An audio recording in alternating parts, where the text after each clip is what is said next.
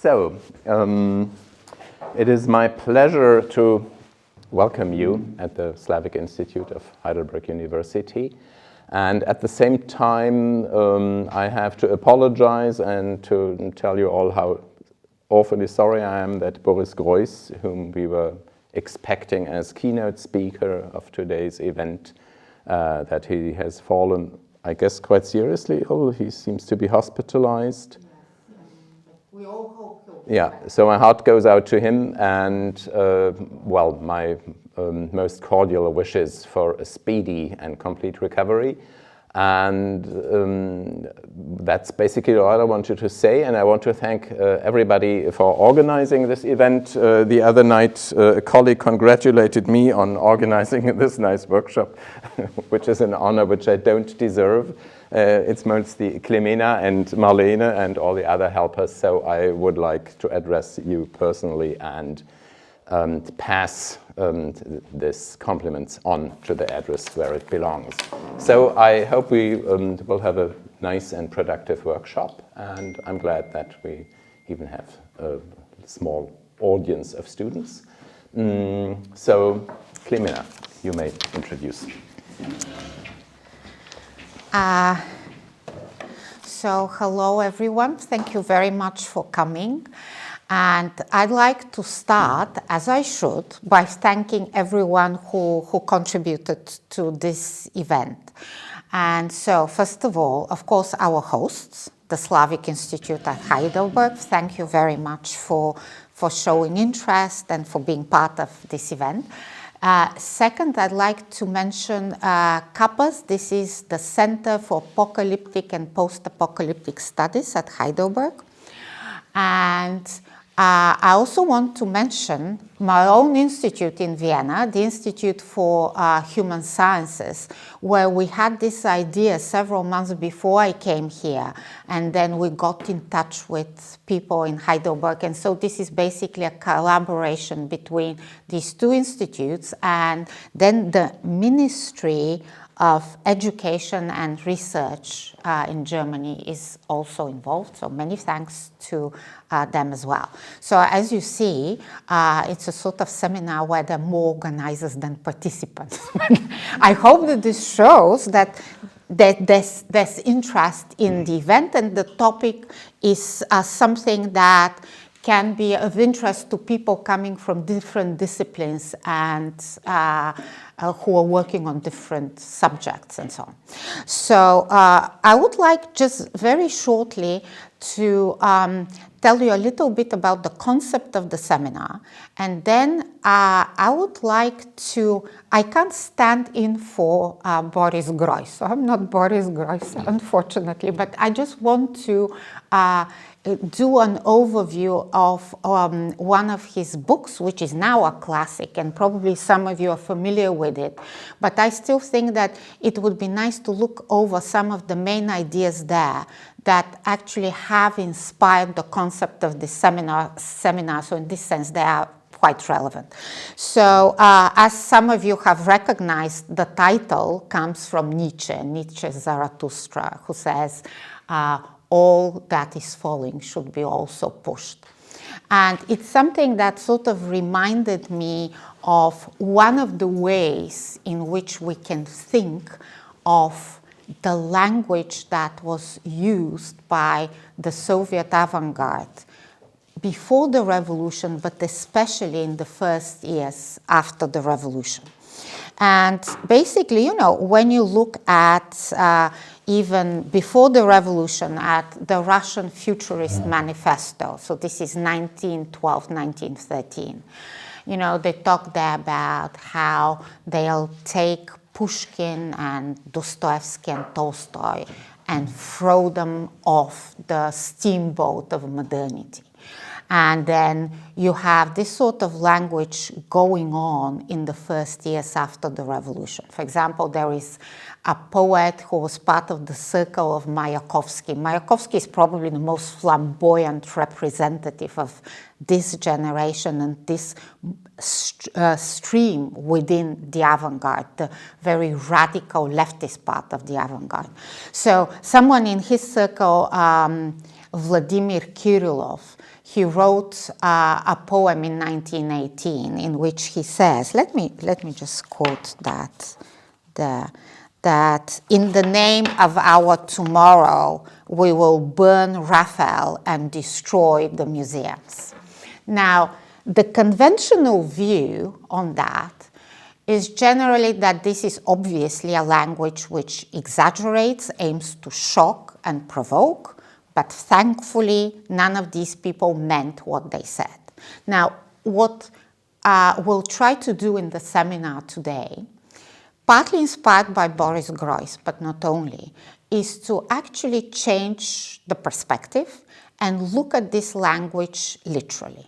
Like, try to imagine how the whole Soviet avant-garde project looked and how these statements fit in within this project, and look at them as literal statements, which means completely turning around the way we usually approach writings, manifestos, poetry, and so on, coming out from people in this circle. So another idea that I think is quite important for the concept of the seminar, and it has to do with work that we are doing at Kappas here in Heidelberg, is basically to challenge another conventional view where apocalypse and apocalyptic thinking is very often seen as a typical feature of the pre-modern world, you know. If you actually think about it in a different way, not just as a thinking and a language that reappears in modern contexts, but if you think about it as a mindset that pushes certain aspects of modernity, again, you're sort of completely changing the way and your view of looking at the whole period. So this is something we are going to try now. And finally, there's this idea that one of the reasons that we are interested in looking at this period, the first years after the October Revolution, is, of course, because the period itself is very interesting, intellectually, artistically, and so on, but also because I think that this kind of language, apocalyptic language, understood as a literal language as well, reappears not just in modernity, but especially in our contemporary modernity.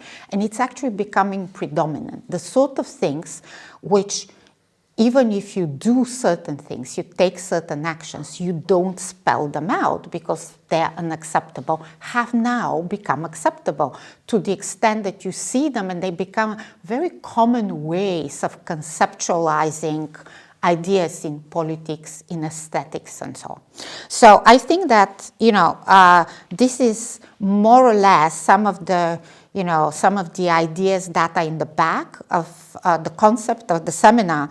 And now I'd like to look very quickly at some of the main ideas in the book that Boris Groys published quite a long time ago, 1987, which is translated into English as The Total Art of Stalinism, the Avant-garde Aesthetic Dictatorship and the Beyond. Now, in German, total art is a term that I think everyone will recognize even without being German, Gesamtkunstwerk, because it's a category that was used a lot by the avant-garde all over Europe. And I think that it is interesting to see what Boris Groys suggests this term means in the context of the Soviet avant-garde, because the total work of art in this context is society itself, the work itself, communism. So it's not, you are not just forming a sculpture, creating a painting, you are forming the world, you are forming a new man, and so on.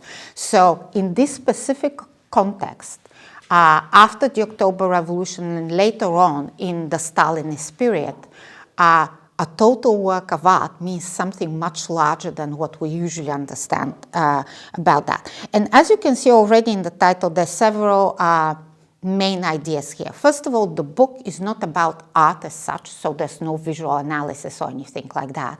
It is about the topic of our seminar today. It's about the language that the avant-garde used to describe their own artistic biographies and to describe their own work, to describe what they aimed to do with their art. So without even looking at this art, it becomes also quite interesting to see why people describe themselves and their works in such a way. It doesn't even mean that their works necessarily conform to these ideas, but these are the sort of ideas that were part of the ideology at the time. So the second thing is, and I think this is what is most interesting about the book, is that what Boris Groys is basically saying, that these two fields that we usually discuss quite separately, politics and aesthetics, actually in this period belong together. And throughout the book he's constantly using words such as aesthetic political discourses, aesthetic political language, to show that the language that became common among Bolsheviks and that became common in politics was actually the same language that became of an established way of speaking among the avant-garde. And I'd like to read to you a quote, because I think that it sort of captures something of the main idea of the book. In the early years of Soviet power, the avant-garde inspired not only to the political realization of its artistic projects on the practical level, but also formulated a specific type of aesthetic political discourse in which each decision bearing on the artistic construction of the work of art is interpreted as a political decision, while each political decision is interpreted according to its aesthetic consequences. It was this type of discourse that subsequently led to the destruction of the avant-garde itself.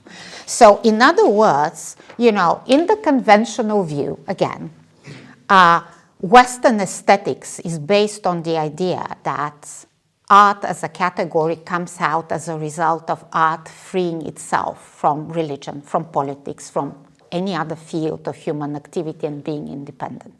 What he's saying here is that aesthetics and politics within this project of the avant-garde actually belong together. So let me just see if there was anything else I wanted to mention. So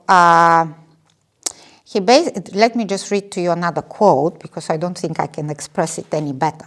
That the avant-gardists here, so this generation of people, the first years after the October Revolution, was not the heroic creator of a new world, but a stoic dedicated to a doomed cause. And the reason for that is because, a bit like in Marxist ideology, you know how the idea is that under communism the state will wither away, there won't be a state. But also there was this idea that art will become so much part of life, it would permeate life to such an extent. Life itself will be life art, like aesthetics, politics, that you won't need art anymore, because art in communism will have taken the whole of life. And so, in other words, you see there are all these grand ambitions where you don't think of art as a way of representing reality, but art becomes a way of transforming reality, transforming the world. So, and I'll just finish with probably what has been the most controversial idea of Boris Groys's book, and I think it's one of the really interesting ideas. Most people think of the art of the avant-garde and the art of the latest socialist realist period as completely different. If you look at the very, very abstract work by Malevich or Kandinsky, it obviously looks very, very different visually from socialist realist art, which is, quite naturalistic. It can be seen as very boring and all that. What Groys is saying, that rather than thinking of these two periods as opposed to each other, if we look at the language, we have to think of them as a continuity. A lot of the ideas that the avant-garde came up with in the 1920s led to the ideas that underline socialist realism. You know, we often think of artists as people who are somehow anti-establishment figures and so on. But you know, artists and educators and university professors have very often been complicit with power. And, you know, these Soviet avant-garde poets within this movement, it doesn't apply to the whole of the avant-garde, these were people who in the first years of the revolution were completely on board with the Bolsheviks. A lot of them held very important positions and so on. There were actually open calls to the party, the Bolshevik party, to persecute their opponents. And it is this sort of way of thinking about what art is about, the connection of art with politics and so on, which later led on to the persecution of the avant-garde itself under Stalin.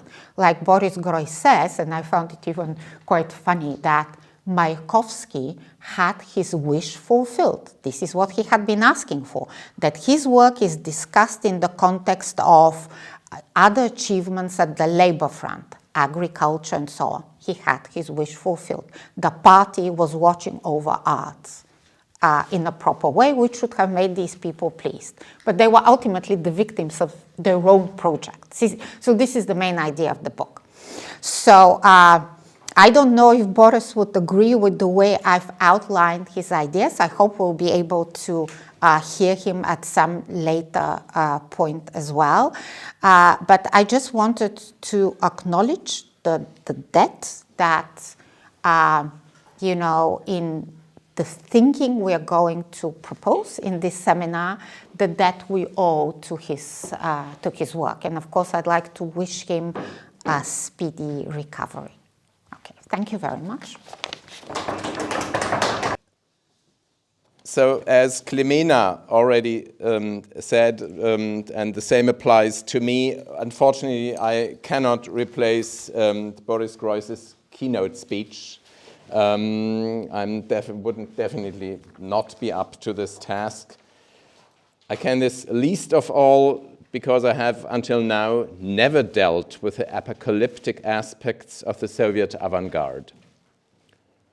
The topic of our workshop is entirely new territory for me.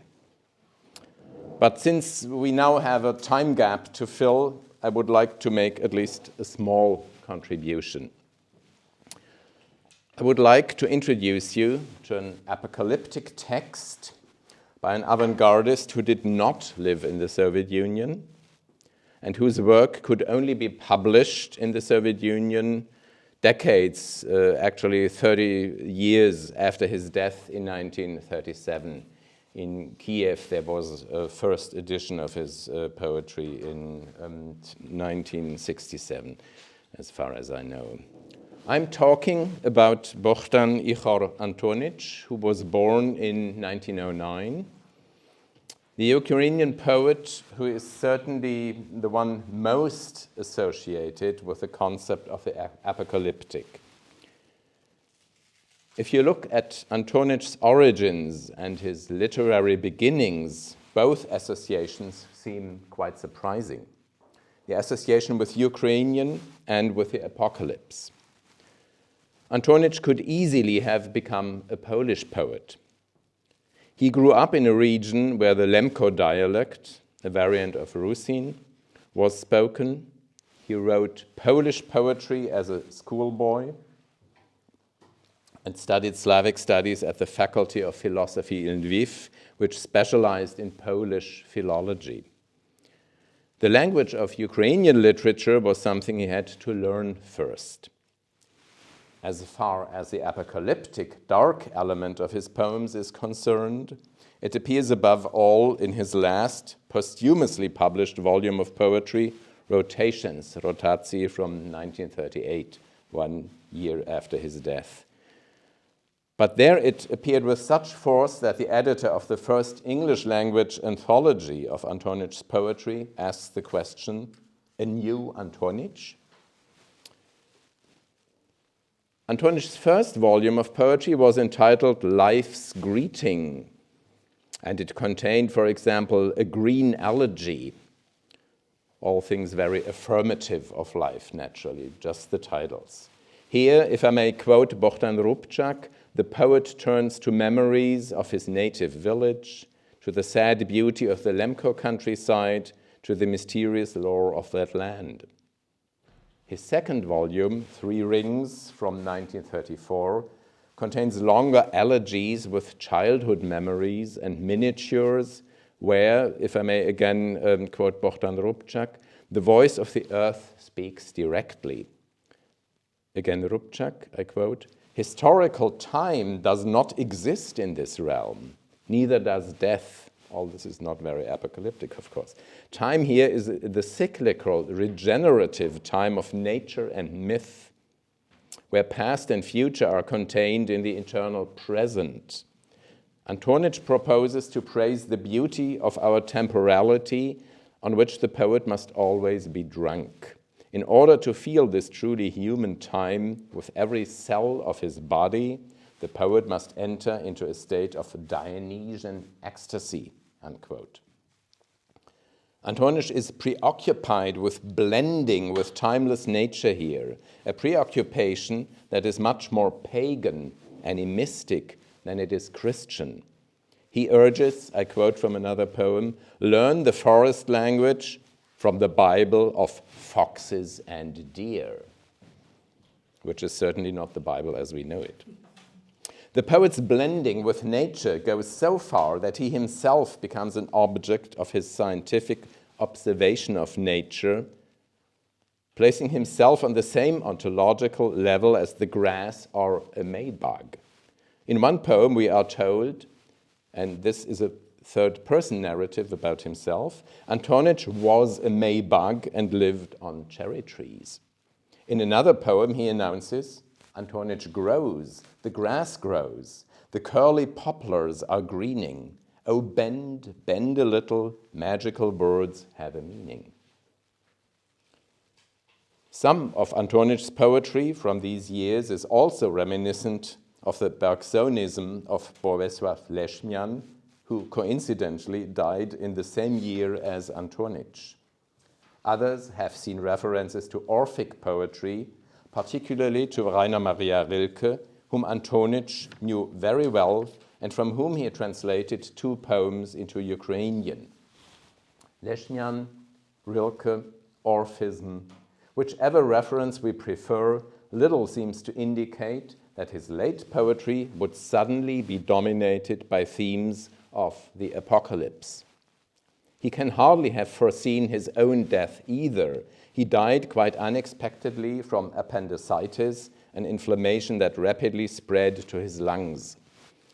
So where did the apocalyptic darkening of his horizon come from? Adrian Wanner, his translator into German, he edited a very nice anthology of Ukrainian modernism, and one of the three authors he presents there is Bohdan-Ihor Antonich. Adrian Wanner provides a quite plausible explanation in his aforementioned anthology of Ukrainian modernists. I quote Adrian Wanner. Antonich expresses the increasing threat posed by red and brown totalitarianism in oppressive apocalyptic images. He did not live to see the fulfillment of his prophecies when Western Ukraine was annexed by Stalin in 1939 and overrun by Hitler's armies 2 years later, unquote. Two additional and possibly more specific explanations come to mind. The first is of a literary nature and points to Poland. As I mentioned before, Antonich could easily have become a Polish poet himself. It is not far-fetched to assume that he closely followed the development of contemporary Polish poetry, particularly the emergence of Polish catastrophism. It may just be a coincidence, but at around the same time as Antonich began to switch to the apocalyptic register, Czesław Miłosz was writing the poems for his second volume of poetry, Three Winters, Trzy Zimy. Three Winters was published in Vilnius and Warsaw in 1936, the very same year in which Antonich's poem I will present to you was written. Here is a brief description of Three Winters by Agnieszka Kluba. I quote, Miłosz's volume is considered a manifestation of the catastrophic attitude characteristic of the era. Apocalyptic predictions formulated in a lofty, classicizing manner, sometimes only gaining violent expression, unquote.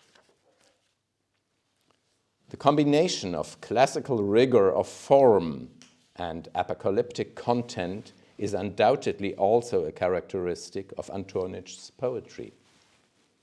There is an essential affinity between the verses of the early Miłosz and the poems of the late Antonich. But what does early and late actually mean here? Antonich was barely 2 years younger than Miłosz, not even 2 years. But the Pole outlived the Ukrainian by 67 years. In 1936, they were both just promising young men with a particular taste for the apocalypse. My second explanation is very close to Adrian Wanner's assumption, just slightly more specific. Antonich probably followed the events unfolding in the Soviet Union with dread, and they must have had an apocalyptic dimension for him, as they had for his fellow countrymen in the eastern part of Ukraine that had fallen under Soviet rule. Let me briefly recall what historian Lynn Viola has recorded about, this is the title of one of her papers, Visions of Apocalypse in the Soviet Countryside. A countryside that to a considerable degree happened to stretch over territories which belonged to present-day Ukraine. Now a longer quote from Lynn Viola. If the years of revolution, civil war, and the generalized anxiety of the 1920s helped to condition an apocalyptic mindset among the peasantry, the tumultuous year of the first 5-year plan were the realization of the peasantry's worst apocalyptic nightmares. Collectivization and decolacization shattered the peasants' world in a frenzied paroxysm of violence and destruction. Tens of thousands of urban communists and factory workers descended upon the villages in what must have appeared to peasants to be at best a rebirth of the war communism of the Civil War years and at worst an invasion of the servants of Antichrist. The representatives of Soviet power proclaimed the coming of a new world, the world of the collective farm, socialized agriculture, and international revolution. Much of the peasantry interpreted the communist onslaught as the coming of the end. For many of them, the collective farm heralded a reign of Antichrist on earth. The disaster of collectivization resulted in an explosion of apocalyptic fears among the peasantry. Apocalyptic imagery and rumors were omnipresent. In addition to rumors identifying Soviet power or the collective farm with the Antichrist, there were rumors telling of an impending day of retribution and judgment. Unquote Viola. I can't say how much news of the horrors of Stalin's forced collectivization in Soviet Ukraine reached the artistic milieu of Lviv, but it seems certain that there was a tried and tested narrative pattern for this kind of news, the apocalypse. Now, after this maybe a bit lengthy introduction, I would like to introduce you to one particular poem by Bohdan-Ihor Antonich and briefly interpreted it, The Trumpets of Judgment Day. I'm making a leap back in time about 20 years to the year 2003. In 2003, the famous novelist Yuri Andruchovich shocked the entire Ukrainian cultural scene. In his novel 12 Rings, he had Bohdan-Ihor Antonich, a patron saint of Lviv literature, appear as a brothel visitor who also liked to pull a wine bottle over the stupid Polish skulls of criminals from the Slavic neighboring country. Until then, Antonych had been regarded as a model student with religious inclinations who discovered the apocalypse as a lyrical theme before his very early death. Certainly, Andruchowicz was looking for a scandal, but he wanted more. The stylization of his predecessor as a poète maudit was intended to reveal the avant-gardism in his poetry, an avant-gardism that was no less wild than the tricks of other pioneers of modernism. Even if Antonych liked to use traditional forms, even if he loved to rhyme and to count meters. The Ukrainian avant-garde is divided politically, geographically, and temporally. The renaissance of the 1920s in the Soviet part of the country was shot. A symbolic 1,111 of its members were liquidated by Stalin in 1937. Survivors adapted. In the shadow of this horror story, however, a separate avant-garde developed in western Ukrainian Galicia, then under Polish rule. And its most important representative was Antonych, who himself, as I already said, died in Lviv in the year of terror 1937, for, as I said too, the most apolitical reason imaginable, an inflammation of the appendix. It is reasonable to assume that only this early death saved him from being killed by the NKVD after Stalin's occupation of Lviv in 1939. Soviet cultural policy then buried him in deliberate oblivion. Antonych described himself as a word carver and dreamsmith, a characterization that reveals a deep respect for craftsmanship. He distrusted any cult of inspiration. A poem entitled Inspiration culminates in the sobering verse, I quote, "Then every poem becomes a lie." In contrast, he said his credo, "All art is constructive." He found the building blocks for his constructions in the city of Lviv. But it would be misleading to use a city map to make your way through his poems. He relied above all on imagination because he was also a painter, and a composer, by the way, too. And you can see it when you read. His lyrical cityscapes sometimes appear cubist, sometimes wind-swept like the paintings of Chaim Soutine. It is always the same mosaic shards from which he constructs his apocalyptic city. They rotate in his late poems like in a kaleidoscope. Take, for example, the trumpets of Judgment Day.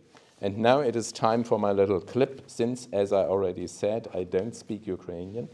And luckily I found on the internet Yuri Andruchowicz himself reciting this poem. Останнього дня. Стоповерхові кам'яниці сплять, немов потомлені звірята. Географи малюють зорі крейдою на неба мапі. В рудому сяйві ліхтарів дощу краплини, мов пісок, крилатий, і місяць золотим котом лежить у мене на канапі. Ржавіють мертві риби у басейнах, вуголь і троянди чорні, купці, роздягнені дівчата, в'язні в тюрмах і поети. Оркестра полісменів дме меланхолійно в труби і валторни, коли міщанський Бог рахує зорі, душі і монети. Живуть під містом, наче у казках, кити, дельфіни і тритони, густі і чорні, мов смола, в страшних пивницях 100 примарні папороті, грифи і затоплені комети, дзвони. О, пущо з каменю, коли тебе змете новий потоп. So in order to give you an impression also of the musical structure of this poem, I would like to read you Adrian Wanner's very nice lyrical translation. So you can become a little bit more acquainted with the contents if you speak German, and then I'll read to you two English translations. And so first the lyrical translation by Adrian Wanner. Die Posaunen des jüngsten Tags. Gebäude, steinern, 100-stöckig, schlafen wie erschöpfte Tiere. Die Geographen malen mit der Kreide Sterne auf die Himmelskarte. Wie Flugsand leuchten Regentröpfchen in dem roten Straßenlampenglimmer. Der Vollmond räkelt sich auf meinem Sofa wie ein goldener Kater. Und in den Bädern rosten tote Fische, schwarz wie Rosen und die Kohle, die Händler und die losen Mädchen, die Gefangenen im Kerker und die Dichter. Ein Polizeiorchester spielt, Trompeten, Hörner blasen melancholisch. Der Krämergott der Stadt zählt Seelen, Gelder und die Sternenlichter. Doch unterm Boden, wie im Märchen, sind Tritone und Delfine, Wale, zu Hunderten im tiefen Kellerloch, im Wasser dicht und schwarz wie Teer, versunkene Kometen, Glocken, Greife, geisterhafte Riesenfarne. O dichter Wald aus Stein, wann spült die neue Sintflut dich ins Meer? For those of you who don't speak German that well, I'll read you now the official translation from the anthology which I quoted from already, the translation by Mark Radman and Paul Nemser, which in some regards I would consider a little problematic, particularly so if we consider that basically they don't rhyme and don't very much try to render the meter into the English language. So here is this official translation, The Trumpets of the Last Judgment. Tall buildings hibernate like tired beasts. Cartographers etch chalk stars on the map of heaven. Raindrops fly through violent lamplight like winged sand, and the crescent moon curls up on my couch. Fish rust in pools, coal wilts, roses blacken. Merchants hoard live pin-ups, poets and convicts lock hands. The police band moans through melancholy two-bars as city guards ring up stars, souls and dimes. Whales and tritons swarm under the pavement. In the scummy deeps of basements there are brackish sand dunes, jutting reefs, sunken comets and bell clappers. But when will the new flood drown in the stone jungle? You may have noticed that the Zalatoy Kut here has disappeared, which is quite a pity, particularly if we consider that Antonich's father's name was Kut, and then he changed it to Antonich. So the certain Kut, the tomcat, definitely must have had some significance for Antonich. This is the reason, as the groundwork for my interpretation, why I tried to translate, to give a more literal English translation of the poem, which you find on the other side of the handout. The Trumpets of Judgment Day. 100-floor townhouses are asleep like exhausted animals. Geographers are drawing stars with chalk on a map of the sky. In the red glow of the lanterns, raindrops like winged sand, and the moon lies like a golden tomcat on my couch. Dead fish rust in the pools, coal and roses are black, merchants and naked girls prisoners in jails, and poets. A band of policemen blows melancholy trumpets and French horns as a bourgeois god counts stars, souls, and coins. Whales, dolphins, and tritons live under the city like in fairy tales, in water as thick and black as pitch, in 100 terrible taverns, ghostly ferns, griffins, and sunken comets and bells. Oh, jungle of stone, when will you be swept away by a new flood? Much of what we are presented here in this poem can already be found in other poems by Antonych.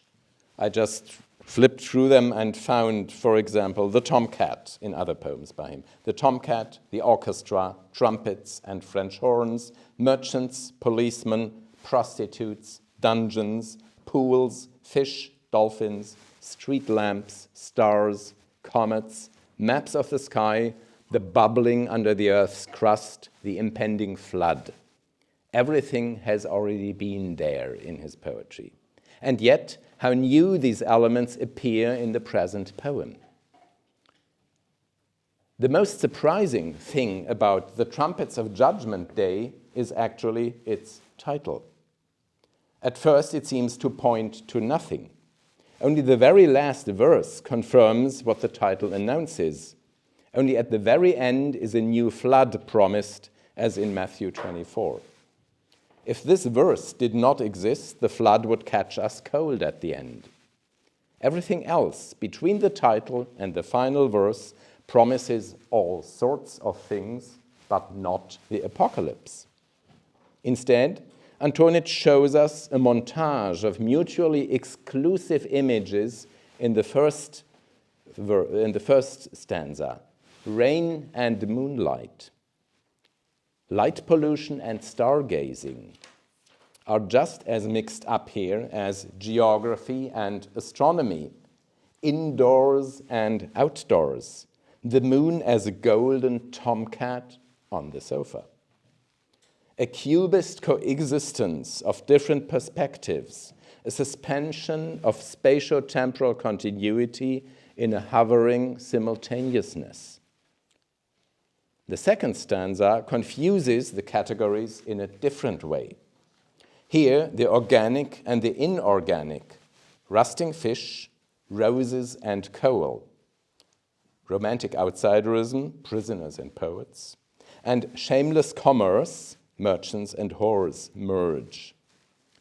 For the god of such profit-seeking, for this bourgeois god, everything can be quantified. Stars, souls, and coins. The universe, the human soul, money, to this god, it's all just numbers.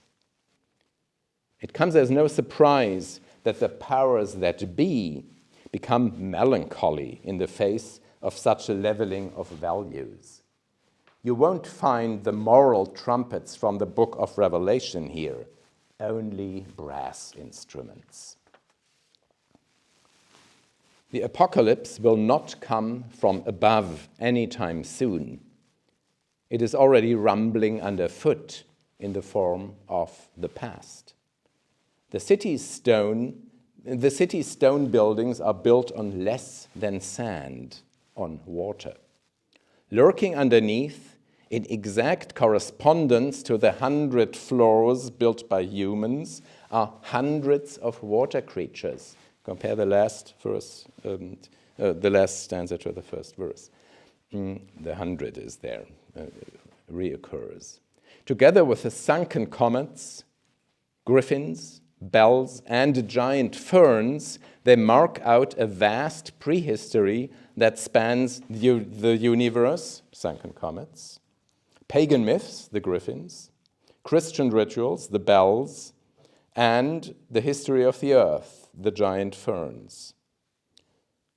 A prehistory that basically covers everything that ever was. This closes a circle because the buildings, which are now being given a watery grave by aquatic animals, were themselves compared to exhausted animals in the first verse. The moon cat on the sofa now gets wet paws. Let me pause, a different meaning of the word, of course. Let me pause here for a moment before I come to the end. As we have seen, Ukrainian apocalypticism has borne astonishing poetic fruit in the shadow of two totalitarian regimes, Nazi Germany in the West, Stalin's terror in the East. Of course, Antonich's poem is a fairly apolitical text, and I don't want to politicize it. But while we read his highly poetic verses on the apocalypse, we should not forget what had happened further east before he was writing them. Neither should we forget which apocalyptic visions were published by the Polish catastrophists while Antonich was writing his wonderfully melancholic impressions of Judgment Day in the city of Lviv. I thank you for your attention. So, go to the can I just say something that just crossed my mind when you read, especially the first part of the poem, that it seems to suggest that, the way I understand it is that what he's saying is that the apocalypse that we usually think of as something which will come in the future, even the imminent future, so it might be something that happens even very soon, it still has not happened. We usually use apocalypse now. While what he seems to be suggesting is that the apocalypse has already happened. And this is why you have these sort of things that don't belong together, and these sort of images that seem to describe a way of thinking. I wonder if the very concept of apocalypse can find something useful in the poem, like thinking of the apocalypse as something that has already happened, or let's say something we're witnessing unfold, rather than an event that belongs to the future. Certainly, but I would read it maybe slightly differently because I think I get the impression that in a way it has happened, but it has been going on all the time. It's underneath, it's bubbling there in a way. We are on very shaky grounds here all the time. Yes. And I think that at least is my personal impression, that this is what he wants to tell us. So it's a constant, basically, state, apocalyptic state, if you want to put it that way. Which in a way maybe would coincide what I said later on his concept, before on his concept of time in his earlier poetry, where he has this kind of nunc stans or something, where basically time is frozen. So maybe this is a kind of frozen apocalypse. It's underneath there. It's going on. Yeah, I just think it is interesting that in poetry you could get quite a different sense of apocalypse than the usual way in which we use the word in everyday speech, so, yeah. Definitely, I guess that's a task of poets to turn words around. As you mentioned before in your introduction, that basically that the Soviet avant-garde somehow took language literally or something, which is a very, in one way it's just it's an approach to language, but they put it into action. And so this is something completely different, of course, but it's turning around of the convention and playing with it in a way which is new and maybe at the same time makes us think, because it's maybe we stumble through life with a different feeling if we have the impression that we are right in the middle of the apocalypse and that we have been unawares of it. Right. And I guess that this is why it's also interesting to reread this kind of poetry, in this particular poem now, because, I think rereading at different points of time also makes you think about the poem in a different way. And as partly my idea is also that we see this kind of apocalyptic language coming up and becoming quite dominant. When you reread this poem from the 1930s, it can actually sound very relevant in a way which would be different from, let's say, 20 years ago or 30 years ago. Definitely. Yeah. I think this poetry is pretty much alive if I read it these days. And I think he was a really impressive poet, and if he wouldn't have died that early, I think if I compare him to early Miłosz, I mean, it doesn't make sense to compare poetry of two great poets, but I think he was not a lesser poet than Czesław Miłosz. He was extremely promising. But then he died, and the others were shot. So, yeah. Just hold this there. I thought it was interesting. When was this written? I didn't catch when it was the year. 1st of May, 1936. 1936, okay, yeah. No, I thought it was genuinely very interesting because obviously as native English speaker, and then I compared the two translations, and then also having some understanding of Ukrainian because I studied Russian and Polish. I thought actually it makes such a difference, your translation, when you put the bourgeois god in instead of their city god, and that makes a huge difference to that entire verse. So I can actually only congratulate you on doing that, because then it also seems to me to get much closer to exactly what he's saying. I don't know why somebody's stuck in city gods there. I've no idea. I just thought it's very interesting when you see that the huge difference, just changing so many things. There's quite a lot, you're quite right. There's quite a few things. I also noticed the dead fish. Okay. I didn't see why they were still alive if they're rusting, but maybe it's presumed that they're rusting, so therefore they're dead. That was just a comment. Okay, yeah, of course. Thank you. Yeah, thanks. Anybody else want? Could you pass that down?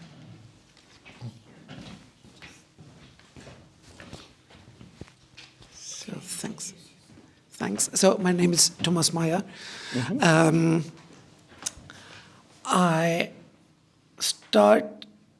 That's my background, that I come more from the literal biblical idea of apocalypse, and then I'm looking on the poem from that background.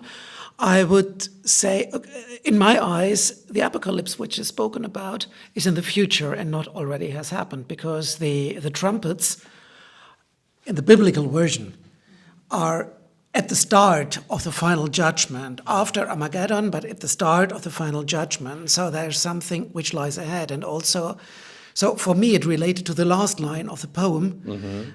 There also speaks about a flood to come. Yes. So, which also will be in the future, which I understood as the apocalypse, which is ending all that mess. Although the flood is not part of the apocalypse, but the Grand Deluge, as I've understood it, it relates to the Grand Deluge. That's not apocalyptic in the apocalypse itself. Okay, you refer to Matthew, but not in the apocalypse of John of Patmos. So, to make a question out of it, could you say a few words of how big was the Christian background of Antonych and these avant-garde poems at all at that time? I guess they knew, of course, the biblical texts, but how much did they work with them? Did they relate to them? That's just a question out of not knowing. Antonich's father was a priest. So I think that answers your question. So he grew up with this world that basically was really, that he was surrounded by this imagery, by these stories, and so on. So I think, and you have plenty of biblical allusions in his text. At the same time, he himself proclaimed himself to be pagan then in this earlier poetry and so on.